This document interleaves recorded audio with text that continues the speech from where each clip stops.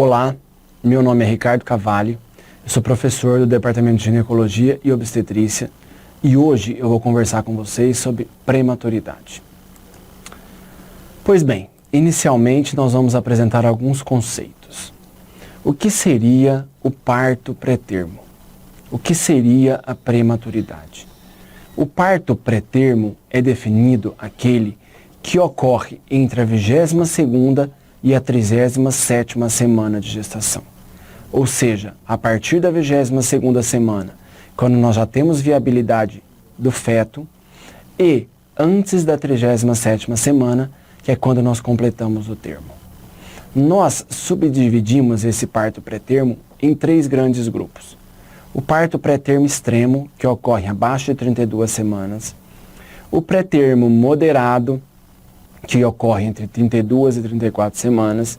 E o pré-termo tardio, que ocorre entre 34 e 36 semanas. Aqui nós podemos dizer para vocês que quanto menor a idade gestacional, ou seja, o pré-termo extremo, maior o risco de morte fetal, morte perinatal e de complicações. Por que é importante? Para a gente ver a frequência de cada um desses grupos nas várias populações. E o prematuro, gente, ou seja, a prematuridade, ela é mais definida pela função de maturidade do feto do que pela idade gestacional. Nós temos que definir também o baixo peso ao nascer, que é uma criança que nasce com menos de 2.500 gramas ao termo, e nós temos que definir um feto com restrição do crescimento intraútero, que é aquele feto que sofreu um aporte de nutrientes e oxigênio e vai ter uma circunferência abdominal abaixo do percentil 10, com alteração no Doppler da artéria umbilical, ou que tem um peso fetal estimado abaixo do percentil 10. E hoje, a nossa aula vai discutir principalmente aspectos relacionados ao nascimento pré-termo. Quais são os riscos, quais as complicações, como nós podemos prevenir, como nós podemos tratar essa situação clínica. Qual é a relevância do nascimento pré-termo? A relevância é que em 75% dos casos que nascem antes de 37 semanas, nós temos uma alta taxa de mortalidade e morbidade perinatal. Nos Estados Unidos, segundo um boletim do ACOG em 2003, os nascimentos pré-termo são responsáveis por 75% dos casos de mortalidade neonatal, 50% das sequelas neurológicas a longo prazo dessas crianças, 35% dos gastos com recém-nascido no país e 10% dos gastos com todas as crianças no país. Então tem um impacto e uma relevância extremamente importante de custo e de mortalidade para essas crianças. Além disso, a morbidade, ou seja, as complicações e as sequelas, são inversamente proporcionais à idade gestacional. Segundo este autor, em 2002, quanto menor a idade gestacional, maior a risco das complicações. Quais são elas? A síndrome de desconforto respiratório, as hemorragias parenquimatosas, hipotermia, a hipoglicemia, a enterocolite necrotizante, a icterícia, a infecção e a retinopatia do prematuridade. Sendo que, quanto menor a idade gestacional, maior a frequência dessas complicações. A incidência. Aqui é um fato preocupante. A incidência é variável de acordo com a população estudada. Refere-se em torno de 6 a 10%. Ribeirão Preto, por exemplo, no ano de 2010, nós tivemos uma incidência de 9,6%. Há países com menor e com maior incidência. Mas o que eu disse que é o que está preocupante? É que o parto pré-termo vem crescendo em termos de incidência ao longo dos anos. Vocês vão ver os mecanismos de se prevenir a ocorrência do parto pré-termo, porém, vocês vão ver que muitos casos de parto pré-termo não têm uma etiologia definida e não é possível a prevenção da ocorrência. Então, quais são os nossos desafios que nós vamos discutir nessa aula com vocês? Prematuridade e estratégias primárias, ou seja, como nós podemos predizer a ocorrência de um nascimento pré-termo e a prevenção. para que não ocorra. Estratégias secundárias. Nós vamos fazer o diagnóstico do trabalho de parto pré-termo e instalar medicações que cessem esse trabalho de parto, que parem esse trabalho de parto. Estratégias terciárias seria prestar assistência ao nascimento pré-termo. Nos casos em que não houve sucesso numa predição e prevenção, não houve sucesso num diagnóstico e na tocólise, nós vamos ter a necessidade de um suporte adequado. Pois até neste momento um suporte adequado muda o resultado do parto para essa criança. Primeiramente, nós falamos de estratégia primária, predição e prevenção. Predição seria o mecanismo de identificar fatores de risco e tirar esses fatores de risco, realizar o exame vaginal através do toque para avaliação do colo uterino e do status cervical, a ultrassonografia para mensurar o comprimento do colo uterino e a detecção da fibronectina fetal no conteúdo vaginal. A seguir, nós vamos ver detalhadamente quais são os principais fatores que nós podemos identificar e intervir. Principalmente fatores de risco. Vocês vão ver aqui como fatores de risco as infecções, os fatores demográficos de acordo com o local de vivência, os fatores comportamentais, os cuidados durante o pré-natal, os riscos antes de engravidar, as complicações obstétricas e as doenças maternas. Destes fatores de risco, em quais nós podemos atuar e quais são as alterações que levam ao maior risco do nascimento pré-termo. As infecções, principalmente dois quadros infecciosos, a vaginose bacteriana e a infecção do trato urinário. A vaginose bacteriana, ela aumenta em 2 vezes o risco de trabalho de parto pré-termo. Quando ela está presente abaixo de 16 semanas, ela aumenta o risco de parto pré-termo em 7,5 vezes. Abaixo de 20 semanas, aumenta o risco em 4,2 vezes. Portanto, uma avaliação clínica e exame a fresco, diagnosticando a vaginose bacteriana e tratando a vaginose bacteriana, reduz a ocorrência do parto pré-termo. E também a infecção do trato urinário, que é uma infecção da parte pélvica ginecológica, que também é um fator de risco para o nascimento pré-termo.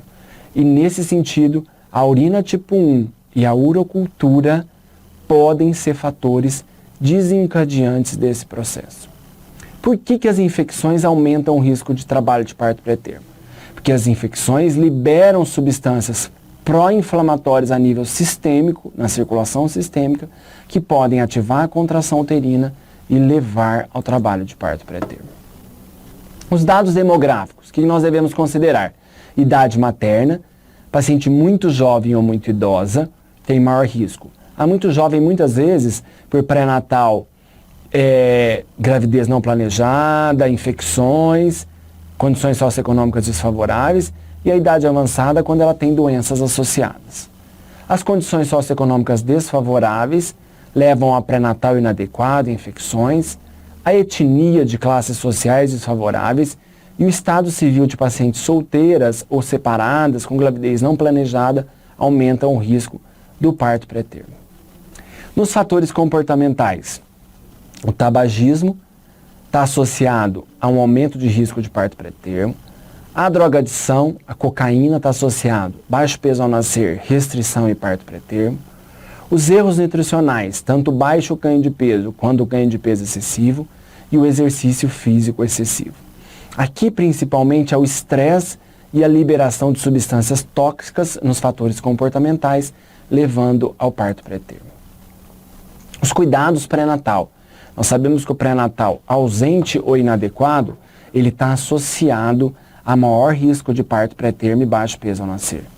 Quando você vê, melhorou no Brasil a taxa de cobertura pré-natal, mas não melhorou a taxa de prematuridade. Por quê? Provavelmente a qualidade do pré-natal não melhorou. Não basta aumentar a cobertura. Nós temos que aumentar a qualidade do pré-natal, um pré-natal que faça o diagnóstico das alterações e que trate essas alterações. Os riscos pré-gestacionais, a história obstétrica. Paciente que teve parto pré-termo prévio, nasceu um pré-termo anterior, ter um risco de recorrência 20 a 40%. Paciente que teve abortamento prévio e paciente que tem um intervalo interparto curto. Quanto que é considerado o intervalo interpartal curto? Um intervalo menor que 1 ano. Também é fator de risco as malformações uterinas, o útero unicorno, o útero de Delfo.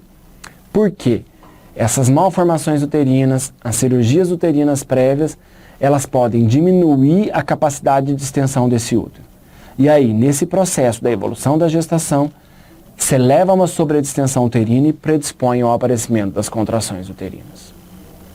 Complicações obstétricas, gestações múltiplas, gemelar, trigemelar, aumenta em 50% o risco de parto pré-termo.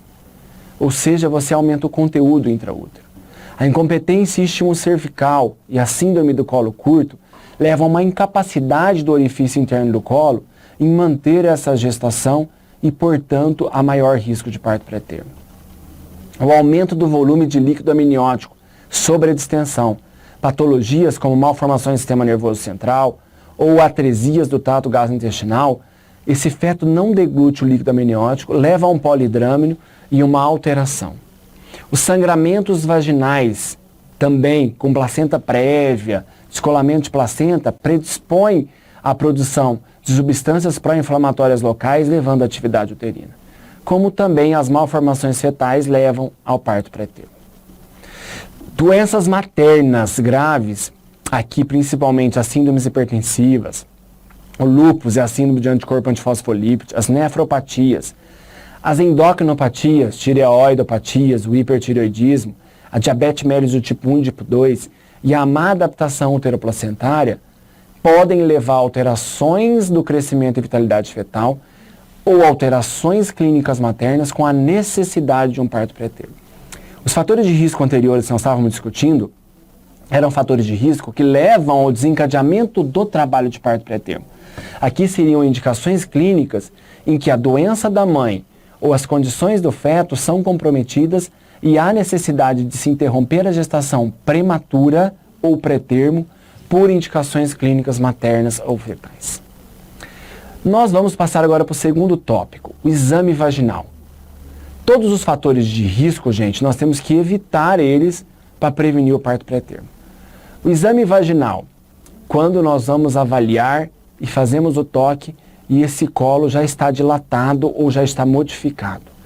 Aqui nós temos um orifício cervical fechado e aqui nós temos um orifício cervical aberto.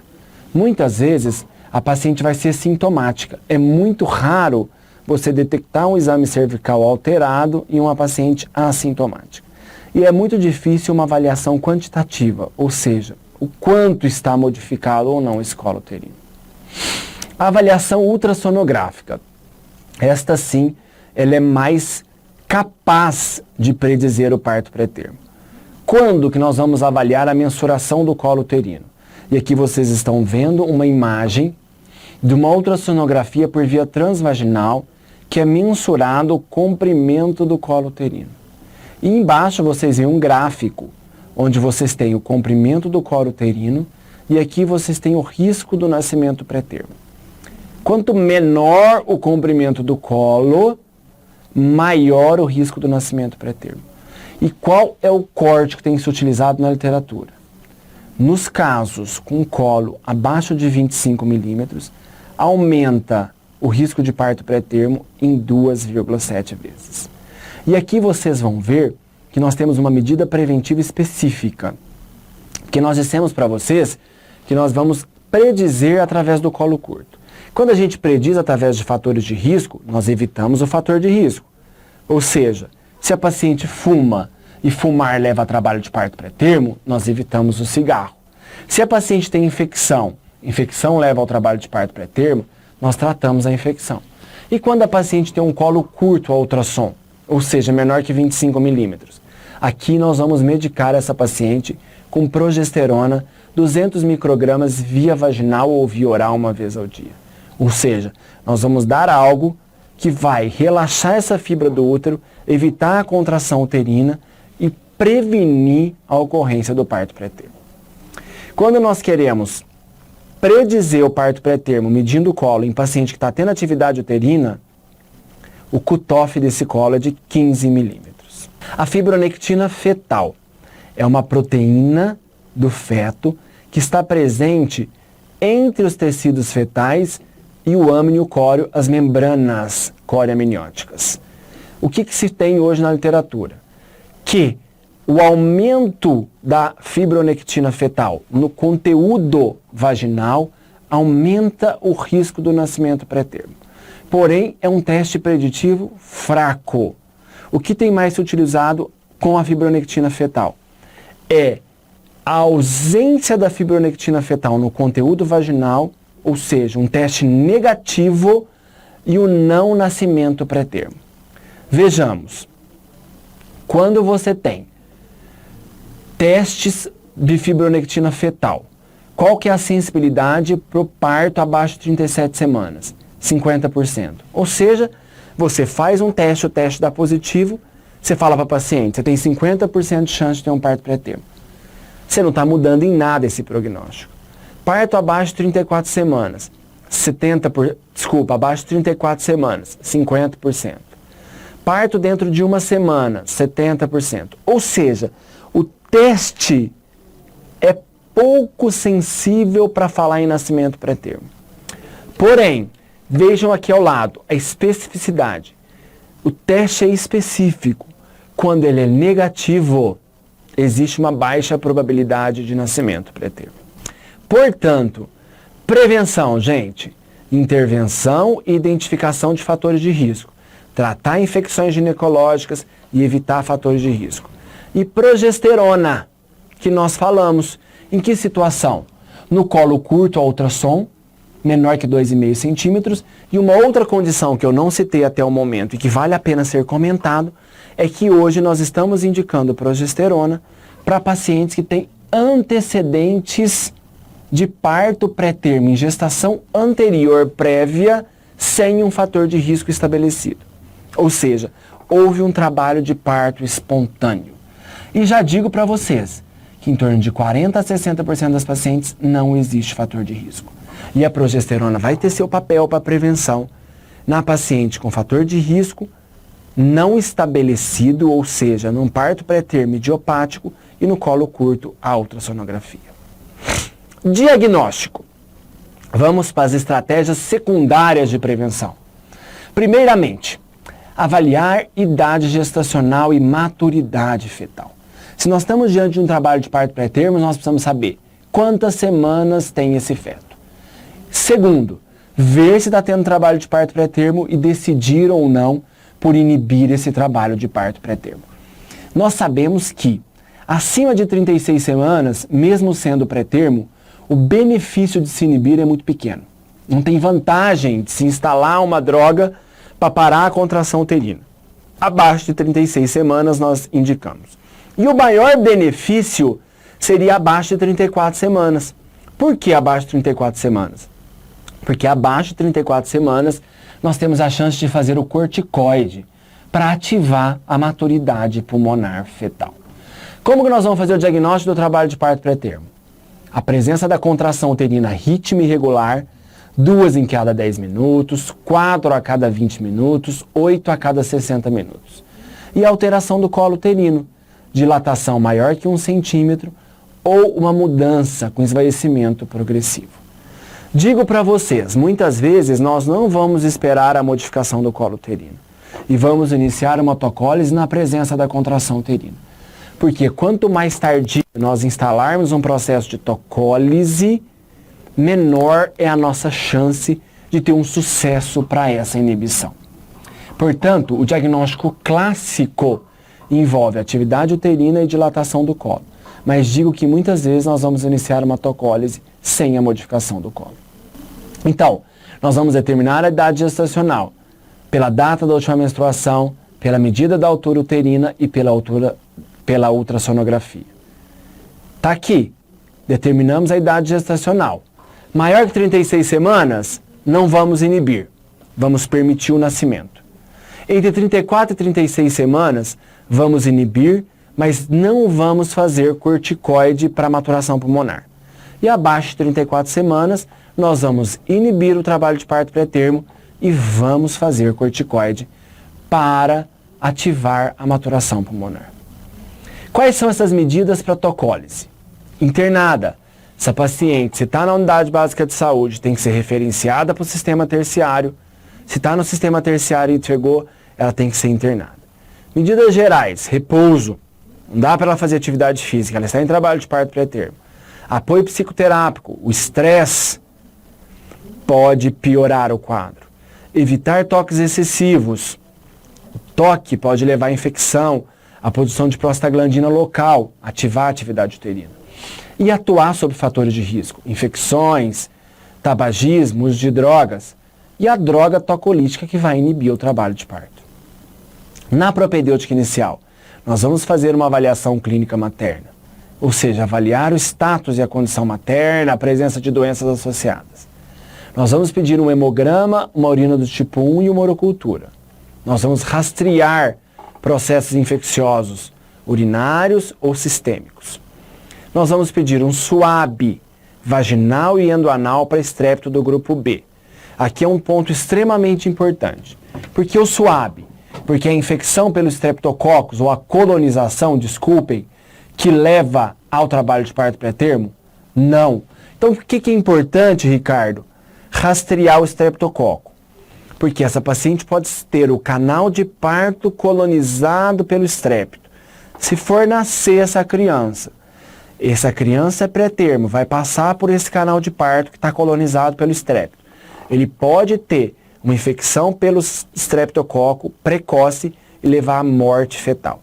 Então, o estrépito, ele tem um objetivo: o rastreamento da colonização e o tratamento em pacientes colonizadas para evitar que uma criança que vai passar o canal de parto seja colonizada e tenha infecção precoce pelo estrépito, levando a óbito. A ultrassonografia tem papel fundamental para confirmar a idade gestacional e avaliar sinais ultrassonográficos de maturidade, para avaliar malformações e prever as condições de vitalidade fetal. Porque vocês vão ver à frente que uma das contraindicações para se inibir um trabalho de parto pré-termo é numa malformação incompatível com a vida e em fetos que têm alteração de vitalidade fetal. Não faz sentido inibir o trabalho de parto pré-termo. E não faz sentido inibir com uma idade gestacional avançada. Então o ultrassom ele ajuda nesses 3 prazos: ver idade gestacional, ver fetos maduros, detectar malformações e ver vitalidade fetal. A vitalidade fetal, nós vamos fazer propedêutica para ver as condições desse feto.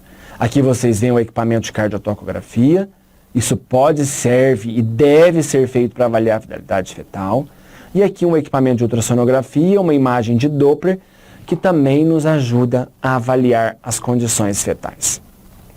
Primeira medida que nós podemos fazer: hiperidratação. Passar soro para expandir volume plasmático. Quando? 1000 ml EV pinça aberta. O que é mostrado numa publicação da Cochrane em 2009? Que 66% das pacientes com trabalho de parto pré-termo têm volume plasmático diminuído. E que serve principalmente para diferenciar um verdadeiro trabalho de parto pré-termo de um falso trabalho de parto. A hiperidratação, gente, não é um tocolítico. Ele não inibe trabalho de parto pré-termo, mas ele nos ajuda a diferenciar o falso trabalho de parto pré-termo. A paciente que responde para a contração com hiperidratação, muitas vezes ela pode não precisar de uma verdadeira tocólise. Mas quem que é essa paciente que tem atividade uterina e não tem modificação de colo? Aquela que tem diagnóstico clássico de trabalho de parto pré-termo, nós não devemos fazer hiperidratação. Nós temos que partir direto para a tocólise. Porque quanto mais tempo nós prorrogarmos a tocólise, nós temos menor chance de sucesso para inibir esse trabalho de parto pré-termo. Portanto, lembre-se, hiperidratação nos casos de suspeita de falso trabalho de parto pré-termo, em que cessar as contrações uterinas pode ser um sinal de que aquela paciente não estava em um verdadeiro parto pré-termo. Tocólise. Vejam, você vai instalar uma medicação que vai parar a atividade uterina. Riscos e benefícios. Se você tem mais que 36 semanas, gente, 90% dos fetos são maduros. Não tem benefícios de se manter a tocólise. Se você tem de 34 a 36, é discutível. Em Ribeirão Preto nós inibimos. Se você tem menos de 34, benefícios mais comprovados. Porque além de inibir, você vai fazer a medicação corticoide para inibir o parto pré-termo e ativar a maturação pulmonar. Quais são as indicações, então, da tocólise? Diagnóstico correto do trabalho de parto pré-termo. E aí, em alguns serviços não se inibe acima de 34 semanas e alguns acima de 36. Para nós, não inibimos acima de 36. Vantagens para a mãe e para o feto, binômio fator materno-fetal. Com menos de 34, possibilidade de fazer corticoide para ativar a maturação pulmonar. E também a possibilidade de transferir muitas vezes essa paciente para uma instituição preparada para assistência neonatal. Nós comentamos que essa paciente tem que ser referenciada para um lugar em que existe condições de UCI, Unidade de Cuidado Intermediário Neonatal, ou UTI, Unidade de Tratamento Intensivo Neonatal, pois elas vão precisar de um aparato e de cuidados diferenciados. E nós vamos indicar tocólise na ausência de contraindicações clínicas e obstétricas. Vamos ver essas contraindicações. Quando é que a gente não deve inibir um trabalho de parto pré-termo? Quando a gente tem óbito fetal. Quando nós temos sofrimento fetal crônico ou agudo. Qual o benefício de segurar uma criança que está sofrendo? Quando nós temos malformações incompatíveis com a vida. Quando nós temos coreamniorrex, ruptura da bolsa. Quando nós temos coreamnionite, infecção da cavidade amniótica. Quando nós temos o estrangamento da segunda metade da gestação. Placenta prévia e descolamento de placenta. Quando nós temos doenças maternas descompensadas, quadros hipertensivos, diabetes insulino-dependente, cardiopatia, hipertireoidismo, anemia falciforme. Pois nessa situação, o risco de se fazer uma tocólise, uma descompensação da mãe, é maior do que o benefício da tocólise. Quais as drogas que nós vamos poder utilizar? Nós vamos discutir 3 principais drogas. Agonista beta-adrenérgico, bloqueadores de canal de cálcio e antagonista do receptor de ocitocina. E uma 4ª droga, que são os anti-inflamatórios não hormonais. Para vocês, resumidamente, as drogas de escolha primeira são os agonistas beta-adrenérgicos, os bloqueadores de canal de cálcio e os antagonistas do receptor de ocitocina. O anti-inflamatório não hormonal é muitas vezes utilizado para associação quando você tem um trabalho de parto pré-termo que não responde à primeira droga de escolha e para os casos em que você já tem dilatação de colo avançada. Porque na dilatação de colo avançada vocês têm produção de prostaglandina e o anti-inflamatório não hormonal atua na inibição da síntese de prostaglandina. Vamos ver droga por droga. Agonista beta-adrenérgicos de primeira geração, a isoxsuprina, a ritodrina de segunda e a terbutalina de última geração. Mecanismo de ação. Eles ativam a adenilciclase, alterando a conversão de ATP para MP cíclico. Isso diminui o cálcio livre intracelular. Se você não tem cálcio livre intracelular, se impede a contração uterina do músculo liso. As 3 drogas de primeira escolha como tocolíticos, beta-2 adrenérgico, bloqueador de canal de cálcio e antagonista do receptor de ocitocina, bloqueiam a atividade uterina, bloqueiam a contração uterina. A droga de associação, ou em casos avançados, inibe a produção de prostaglandina, então age em um outro eixo da inibição. O agonista beta-adrenérgico diminui o parto pré-termo em 48 horas, diminui parto pré-termo em 7 dias, diminui síndrome de desconforto respiratório e diminui mortalidade. Efeitos colaterais, beta-2 adrenérgico, leva a alteração cardiovascular, taquicardia, alterações metabólicas de hiperglicemia e taquicardia também fetal. Como a gente utiliza? A gente coloca a terbutalina, que é de terceira e última geração, 3 a 5 ampolas no soro de 500. Nós vamos fazer endovenoso, começamos a 10 gotas por minuto ou em bomba de infusão. Vamos controlar a PA e a frequência cardíaca materna, pois é uma droga taquicardizante. E quando a gente para a infusão endovenosa? Depois de 2 dinâmicas uterinas ausentes e transiciona para subcutâneo, onde a gente mantém uma ampola de 8 em 8 horas por até 24 horas. Os inibidores da síntese de prostaglandina funcionam como droga de associação. Mecanismo de ação: altera a ciclooxigenase e, portanto, inibindo essa ação de produção de prostaglandina. Nós usamos na associação com a escolha da primeira droga e nos trabalhos de parto pré-termo avançado. Diminui parto em 48 horas, diminui parto pré-termo em 7 dias, eficácia semelhante ao do beta-mimético.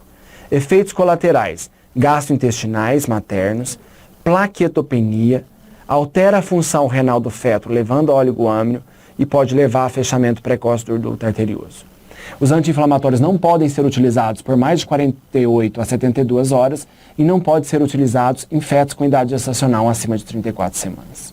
Eles têm posologia de 100 mg de 8 em 8 horas via retal para minimizar os efeitos gastrointestinais por até 72 horas.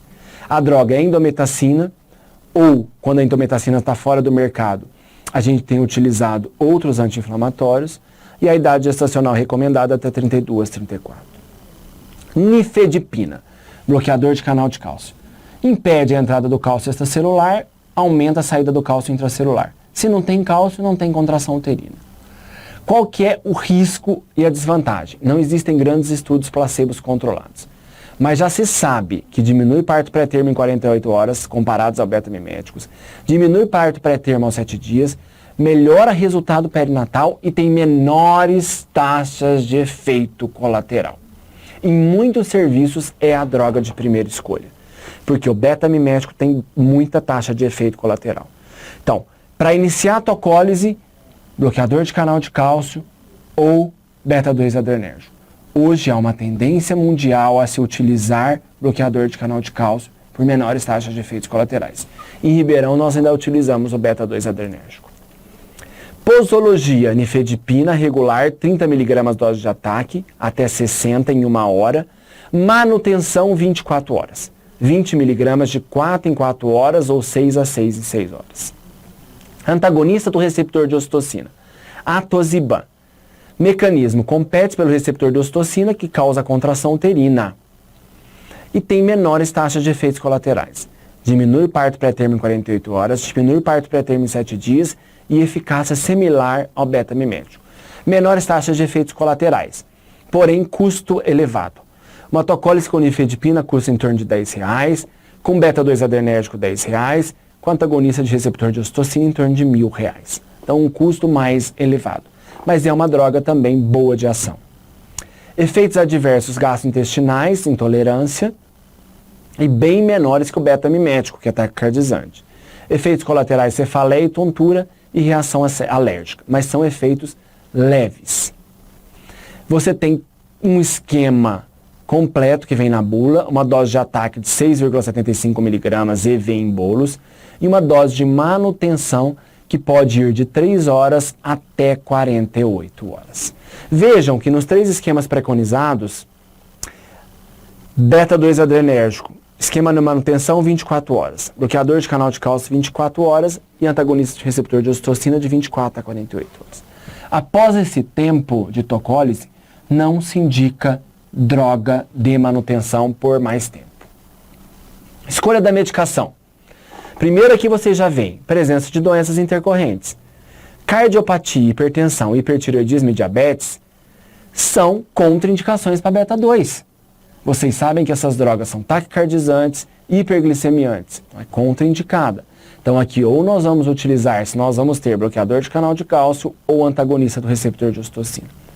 Idade gestacional, nós sabemos que quanto mais precoce a idade gestacional, mais difícil a responsividade ao beta-2 e ao bloqueador de canal de cálcio. Então nós temos uma tendência a utilizar o antagonista do receptor de ocitocina. Medicações para manutenção são drogas não eficazes em prolongar a gestação. Não se indica beta-miméticos, nifedipina ou antagonistas da ocitocina. Corticoide, indicação absoluta, sempre que há risco de parto. Benefícios: prevenção de hemorragia intracraniana, de enterocolite necrotizante, síndrome de desconforto respiratório. Risco: se nós fazemos vários ciclos de corticoide, damos em dose repetida, tem risco de restrição do crescimento fetal. Qual a idade gestacional do corticoide? De 24 a 34 semanas. Posologia: ciclo único de betametasona, 12 miligramas a cada 24 horas por 48 horas, totalizando 24 miligramas. Vocês vão falar assim, e se não nasceu, eu posso repetir? Aceita-se repetir até no máximo um ciclo, até 7 dias após o primeiro ciclo. Estreptococo do grupo B, nós dissemos que vamos rastrear. Qual a importância? Prevenir a sepse neonatal precoce. Quando a gente deve investigar? No trabalho de parto pré-termo. Se deu um SWAB positivo, gente, ela é colonizada, nós temos que tratar. Quais situações que nós vamos tratar? Se ela tem colonização no SWAB, se ela tem colonização na urocultura, se ela teve septicemia em gestação anterior pelo estreptococo, ou naquela que não investigou. Não se sabe o resultado. Primeira opção, penicilina cristalina, deve ser iniciado o tratamento antes do parto, para que diminua essa colonização do canal do parto e previna a septicemia neonatal. Alternativas para alérgicas, ampicilina ou clindamicina. Quanto nós vamos usar? Penicilina cristalina até o parto ou por 48 horas, 5 milhões de doses de ataque, 2,5 milhões EV de 4 em 4 horas. E ampicilina, se a gente tiver alergia à penicilina cristalina, 2 gramas EV, 1 grama EV de 6 em 6 horas. A clindamicina, 900 miligramas EV de 8 em 8 horas. Segmento pré-natal, pós-tocólise. Nós vamos seguir no ambulatório de alto risco. Nós temos um ambulatório de prematuridade na sexta-feira. Nós vamos corrigir fatores de risco e atenção diferenciada para essa paciente. Recomendamos o repouso físico e o repouso sexual para evitar fatores desencadeantes. Prevenção terciária. Não teve sucesso a tocólise. Prevenção primária, evitar o trabalho de parto pré-termo. Prevenção secundária, diagnóstico e tocólise. Prevenção terciária, assistência. Sala de parto adequada. Presença de neonatologista. Berço aquecido. Vaga na UTI neonatal, ou seja, condições ideais de recepção dessa criança. No período de dilatação, cuidado, o uso excessivo de ocitóxico leva a taxistolia. Esse feto é pré-termo e é mais suscetível ao sofrimento. Evitar a manipulação excessiva e risco de infecção. Evitar o excesso de drogas anestésicas que deprimam o concepto. Manter a membrana íntegra amniótica o mais tempo possível. Monitorizar a frequência cardíaca fetal cuidadosamente. No expulsivo, analgesia de parto, cuidado com drogas. Parto sem traumatismo. Concepto na posição inferior à mãe. Após o nascimento, você vai segurar essa criança abaixo da mãe para um equilíbrio de sangue entre cordão umbilical e placenta. Anestesista e pediatra experiente em sala e aquecimento fetal. A via de parto. Na apresentação pélvica, se tiver menos de 750 gramas e nós não vamos investir nesse feto, via vaginal. Acima de 750 gramas e apresentação pélvica, cesariana, o parto via vaginal vai levar a maior trauma e maior risco. Situação gemelar e pré-termo. Qual a via de parto? Predomínio da indicação da cesariana. Exceção, dilatação uterina avançada, com a apresentação que permita o parto via vaginal. Qual a apresentação que permite o vaginal? O primeiro feto em apresentação cefálica. Bem, gente, sem dúvida, a assistência ao parto pré-termo e a prematuridade é um tópico extremamente importante e relevante. Eu agradeço a atenção de vocês, fico à disposição, aqui está o meu e-mail e se houver dúvida, vocês podem entrar em contato. Muito obrigado.